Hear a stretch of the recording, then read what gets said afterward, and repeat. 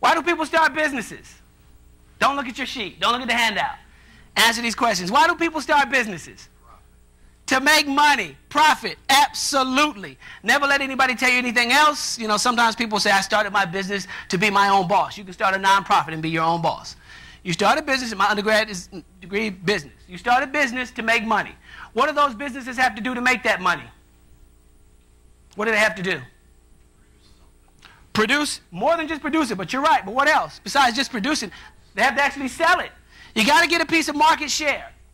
You can create something, but if nobody's buying it, you're out of business. But yes, you have to do both.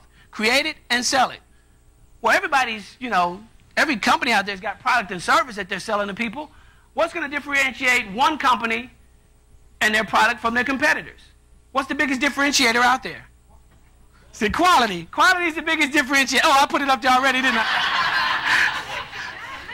All right, I didn't mean to do that, but I let you off the hook. Quality. Every once in a while people say price. Price is important, but quality is even better. I grew up poor. P-O. We couldn't afford the second O in the R. I'm joking. We were middle class. But I grew up on the layaway. Y'all remember the layaway? You know, because I couldn't afford it, so I put it on layaway. In fact, I'd go back and visit my stuff. You know? I'd go back and ask, can I see that jacket? Yeah, I'm going to get you in a month. You know, But I used to buy what I jokingly now call wash and wear, touch and tear clothes. I bought the cheapest thing I could find, you know, because I could afford that, you know, and then after you wear it and wash it, wear it and wash it, wear it and wash it, after about 5 times, stuff starts tearing up, and you realize, oh, man, I should have spent the extra money and gotten the quality product because it lasts longer.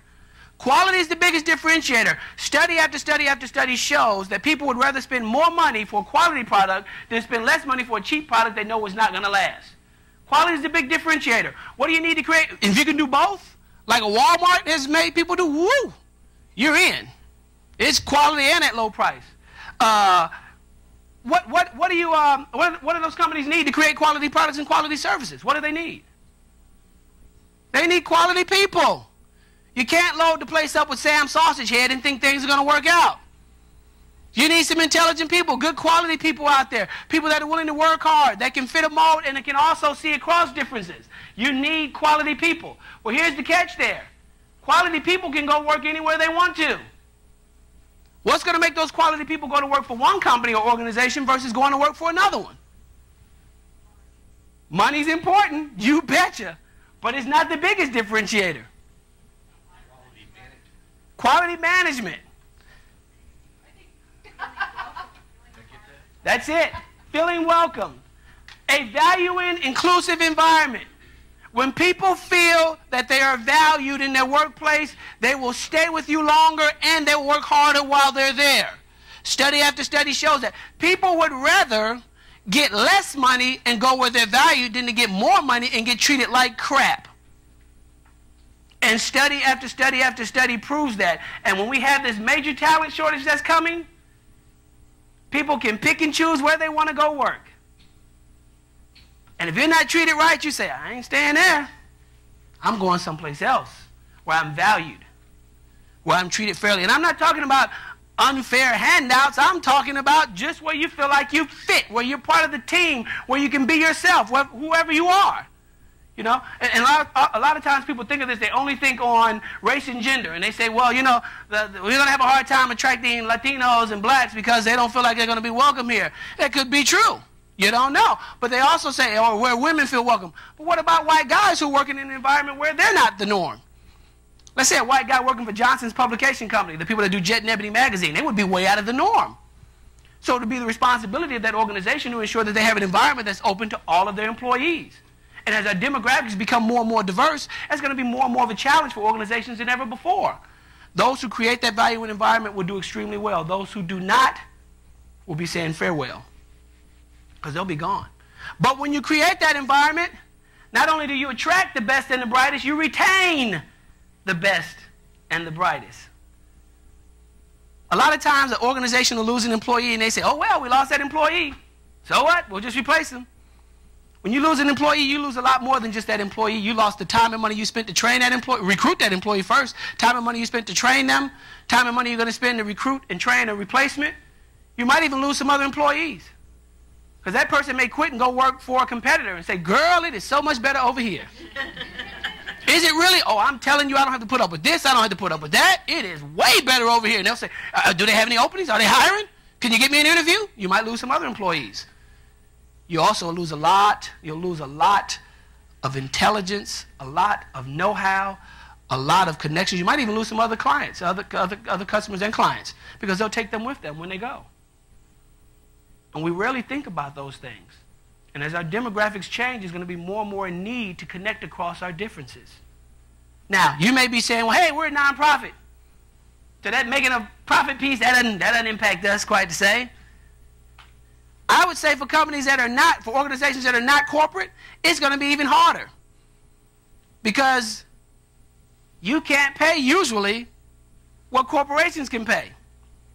But when there's a shortage of people, everybody's going to be competing for the same talent. So that profit piece, that money piece may not be there for you if you're a nonprofit, which you are. If you're a government agency, if you're a college or university, it's going to be hard to compete for talent with major corporations who can pay a lot more money. So creating that value and environment may be the only major advantage you can have. So that is going to be more and more important to organizations. Because if you can't do it, people will leave. In other words, you don't create the inclusive environment, you don't get the quality people. You don't get the quality people, you don't get the quality product or service, you don't get market share, and if you don't get market share, you're out of business. And for corporations, I'll say that sometimes, and somebody in the audience will say, yeah, I'm not sure I buy that, you know. We're the bellwether of the industry. We've been around for so long, we're never going to be gone. Montgomery Wards, there's one. Loads of them. If you go back to 1985 and you get the Fortune 500 listing of the top, 500 greatest companies to work in, the greatest companies, most profitable companies in the country, some would say on the planet. You get the list from 1985 and you compare it to the list from 2005. Half the companies that were on the list in 1985, not only were they not on the list in 2005, they no longer existed. Half of the most profitable companies on the planet gone, poof. Any organization that does not keep up with trends will not survive. Whether it be a corporation, government agency, well, government agencies will be around, hope. Another story. Anyway, if you only get one thing from everything I've said, if you only remember one thing, remember this. Let this be etched in your brain. Non-traditional workers are frustrated and tired of being made to feel like outsiders, whoever the non-traditional worker is in their organization. And when they no longer have to take it, they will leave you. With the swiftness of a Ferrari Testarossa, they'll be out the door. Nobody stays around to be treated bad if they don't have to.